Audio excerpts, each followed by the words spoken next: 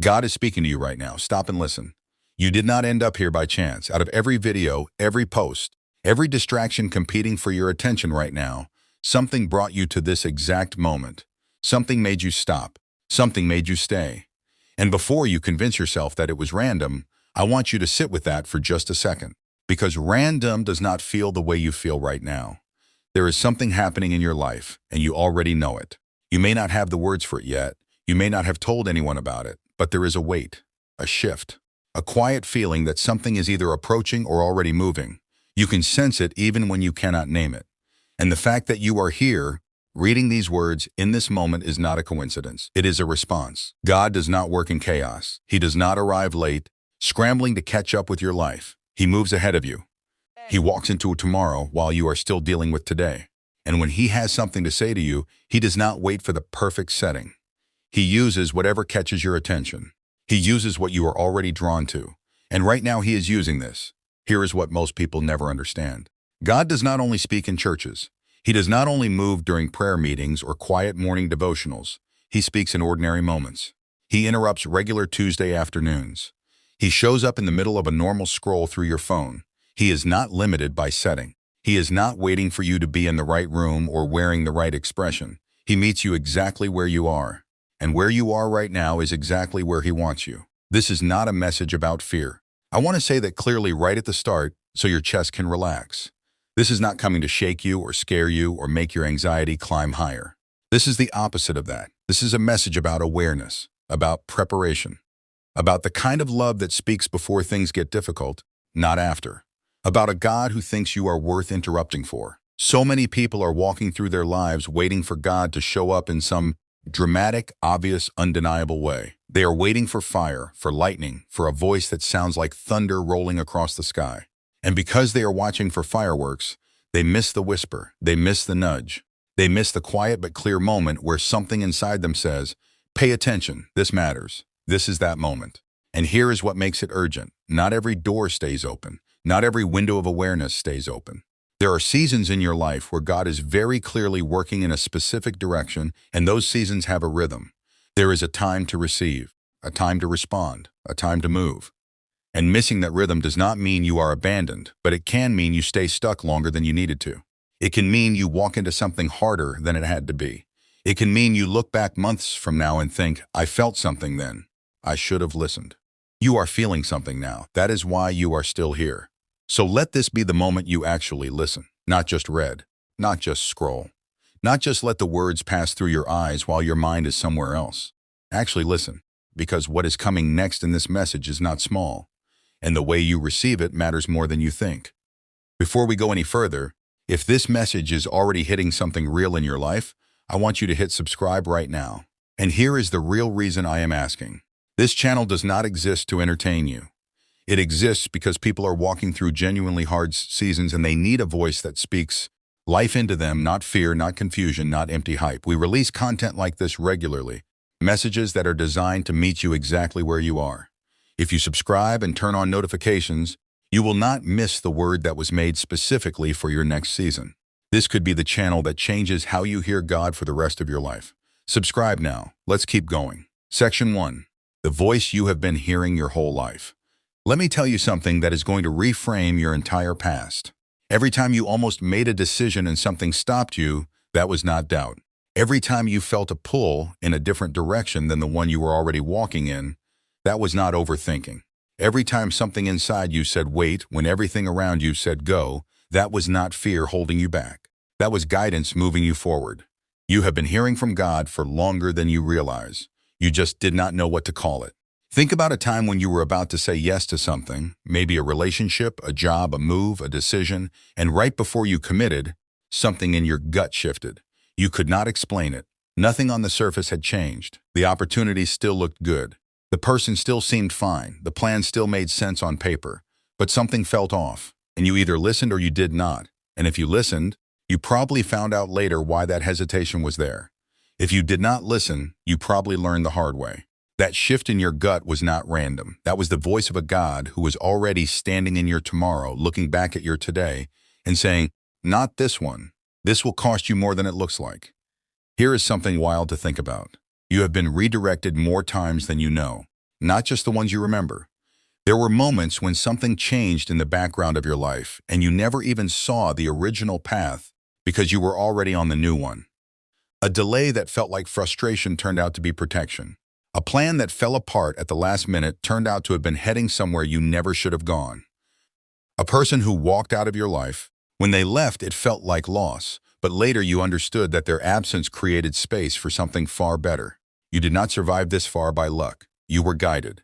And the reason this matters right now, today in this moment, is because God wants you to see the pattern.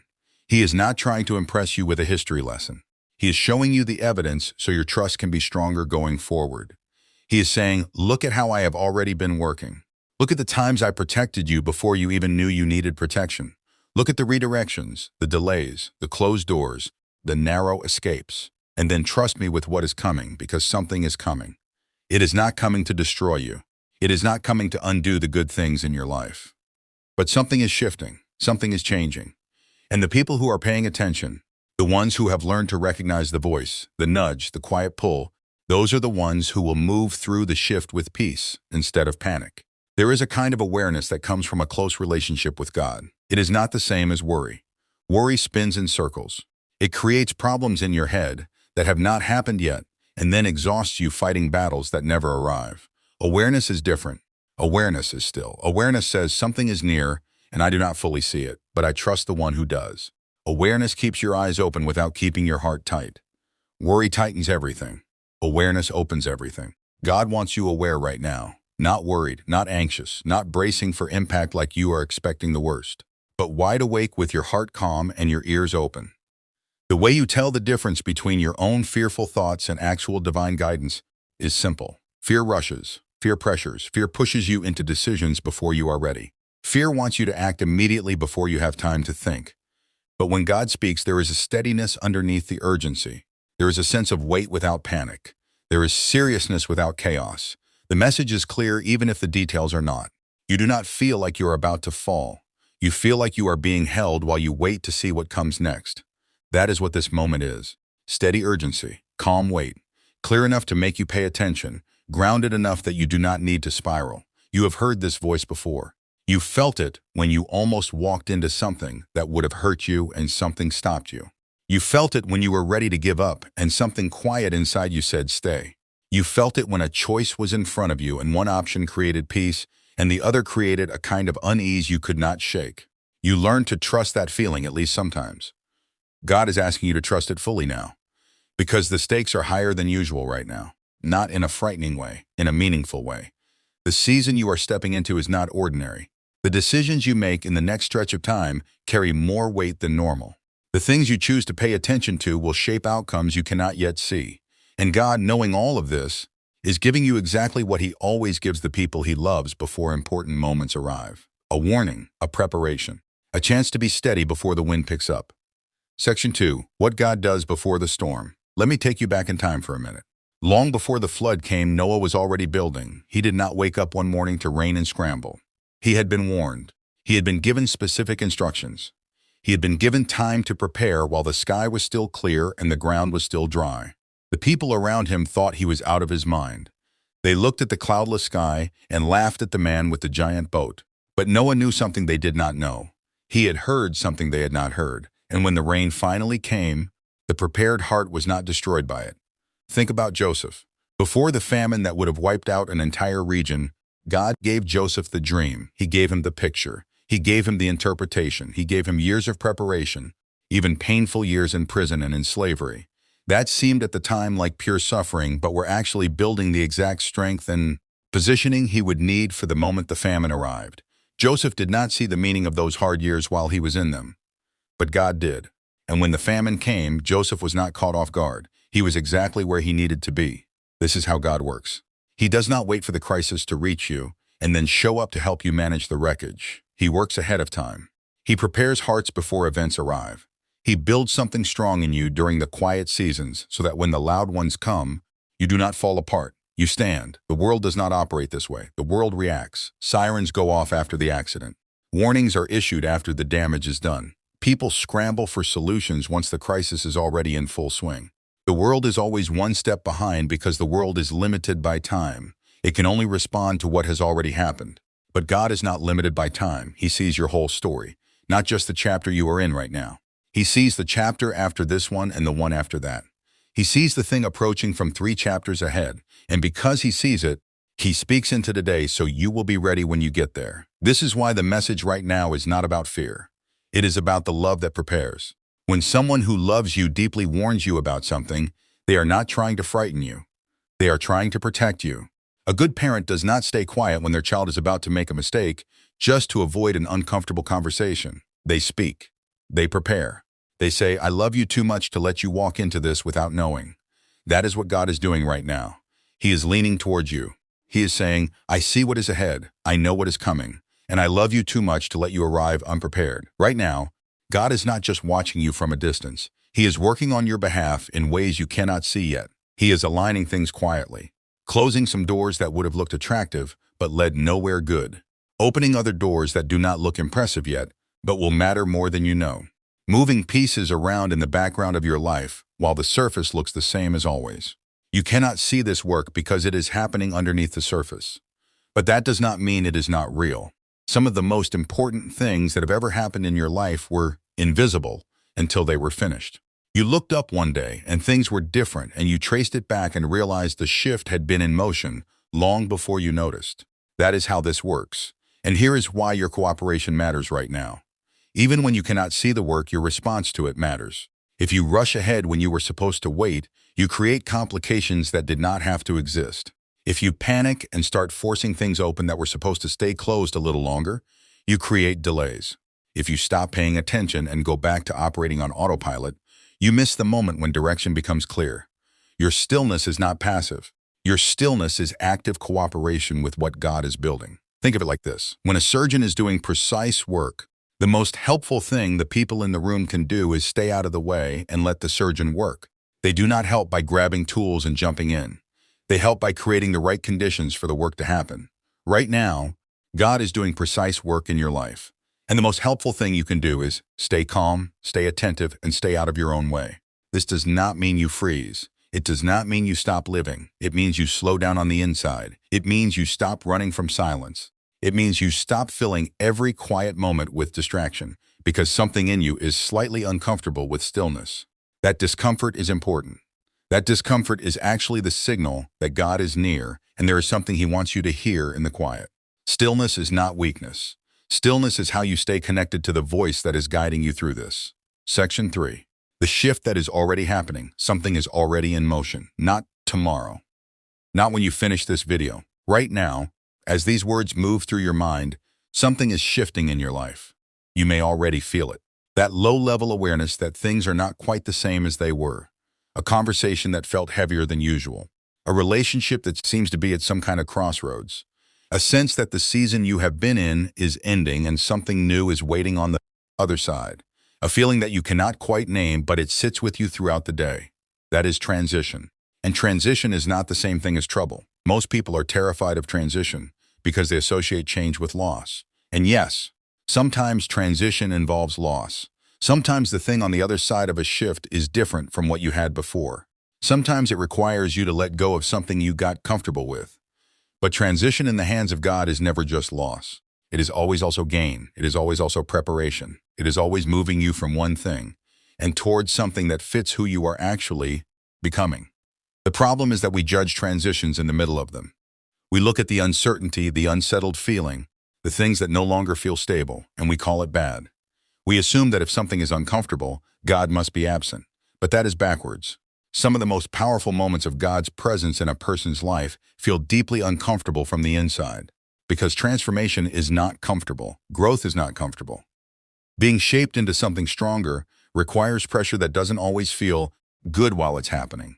God's not absent in your discomfort. He is most active in it. Right now, if you feel like something is shifting around you, if plans feel less certain, if people around you seem unsettled, if the atmosphere has a different quality than it did a few months ago, do not rush to fix it. Do not try to force things back to the way they were. Do not exhaust yourself trying to create stability in every direction. Instead, ask God what He is doing. Ask Him what He is building. Ask Him where He wants your attention in this season. Because here is the truth about transitions. They are directional. They are going somewhere. And the people who come out of transition stronger, clearer, and more aligned are almost always the ones who cooperated with the shift instead of fighting it. They are the ones who said, I do not fully understand this, but I trust the one who does. I will stay steady. I will stay attentive. I will move when I am supposed to move and wait when I am supposed to wait. That kind of trust does not come from having all the answers. It comes from having a history with God that shows you He has always been faithful, that He has never left you in something longer than was necessary, that every hard season eventually revealed a reason, that every delay eventually made sense, that every loss was eventually replaced with something better or transformed into something meaningful. And if you cannot point to a history like that yet, if you are younger in your faith or you feel like God has been distant or unclear for a long time, then let this be the start of one. Let this moment be the one you look back on and say, that is when I started paying attention. That is when I stopped running from the quiet. That is when I decided to actually trust. The shift happening right now is not going to make sense all at once. Understanding usually comes after, not during. But you do not need to understand everything to move through this well. You only need three things. You need to stay calm. You need to stay connected to God through prayer, through silence, through listening. And you need trust that He is not building something that will ultimately destroy you. He is building something that will make you more of who you were always supposed to be. Right now, tomorrow is being shaped by how you listen today. That is not a motivational phrase. That is a literal reality. The way you respond to this season, the way you handle the shift, the way you choose trust over fear, the way you choose stillness over frantic activity, is actively shaping what tomorrow looks like for you. Obedience today creates clarity tomorrow. Trust now creates peace later. These things are connected. Your internal posture right now matters. So let your chest loosen. Let your shoulders drop. Take a breath that actually fills your lungs. And say to yourself quietly, God sees what I cannot see. God is working what I cannot work. My job is to stay steady and stay listening. And that is enough. It is enough. Section 4. What comes next and how to walk into it. You are about to step into one of the most important stretches of your life. I do not say that to make it dramatic. I say it because it is true, and because God wants you to walk into it prepared, not stumbling, not caught off guard, not so wrapped up in distractions that you miss the moment when clarity arrives and the path becomes clear. Here is what the next season is going to require from you. And I want you to read this slowly because each piece matters. First, you are going to need to get comfortable with not knowing everything yet. There is going to be a period where the direction is clear enough to keep moving, but not clear enough to explain to everyone around you. People may not understand the choices you are making. People may question why you are pulling back from certain things or moving toward others. You are going to have to be okay with that. Your job is not to justify every move to the people around you. Your job is to stay obedient to the voice you are hearing. Second, you are going to need to protect your peace aggressively, not passively. The season ahead is going to come with noise. It is going to come with voices, both internal and external, that try to push you into fear, into doubt, into urgency that is not from God. Some of those voices are going to come from people who love you and mean well. Some are going to come from your own anxious thoughts.